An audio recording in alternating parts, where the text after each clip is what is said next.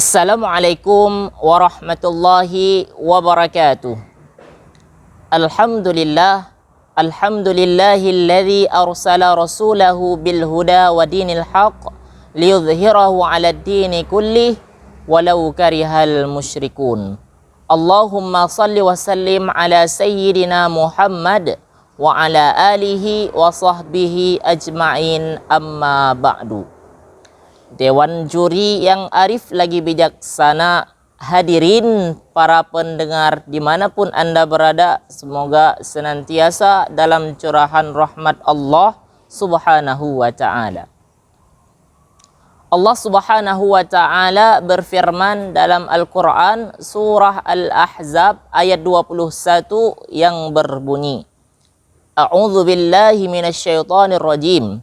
Laqad kana lakum fi rasulillahi uswatun hasanah liman kana yarjullaha wal yawmal akhir wa dzakarallaha katsira. Sungguh telah ada pada diri Rasulullah itu suri teladan yang baik bagimu, yaitu bagi orang-orang yang mengharap rahmat Allah dan kedatangan hari kiamat, dan orang-orang yang banyak menyebut Allah subhanahu wa ta'ala. Pada ayat tersebut ditafsirkan oleh Imam Ibnu Katsir, merupakan dalil pokok yang utama bagi kita dalam meneladani Rasulullah sallallahu alaihi wasallam dalam setiap perkataan beliau, perbuatan beliau, sikap dan gerak-gerik beliau sebagai teladan dan panutan bagi kita semua. Khususnya para pedagang, kita bisa mencontoh Rasulullah sallallahu alaihi wasallam, di mana Rasulullah diistimewakan membawa 4 sifat utama, yakni siddiq, artinya jujur. Rasulullah Shallallahu Alaihi Wasallam senantiasa jujur dalam berdagang, sehingga dagangan beliau senantiasa laris dan beliau diterima pada setiap belahan dunia yang beliau jajaki untuk berdagang. Dan yang kedua, amanah. Rasulullah Shallallahu Alaihi Wasallam memiliki sikap dan sifat amanah dalam membawa dagangan, khususnya ketika beliau dipercaya untuk membawa dagangan para saudagar.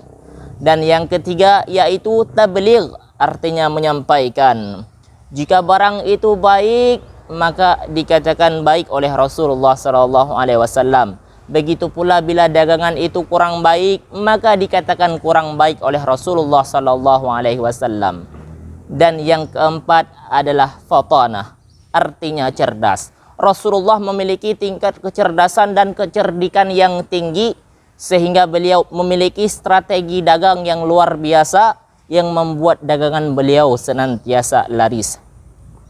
Hadirin yang berbahagia, dewan juri yang arif lagi bijaksana, dalam buku Muhammad is a Trader dijelaskan bahwasanya Rasulullah Shallallahu Alaihi Wasallam di usianya yang masih belia, bahkan ketika masih remaja berusia 17 tahun, Rasulullah Shallallahu Alaihi Wasallam telah berhasil menjadi pemimpin kafilah dagang dan membawa dagangannya ke 17 negara, di antaranya negeri Irak, Yaman, Yordania, dan lain sebagainya.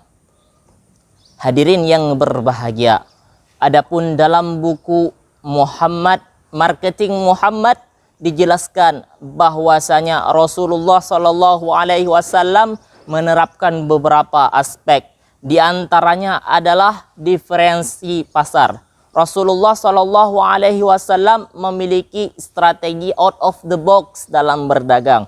Rasulullah mengerjakan dan melakukan kegiatan-kegiatan yang membuat dagangan tersebut terasa laris.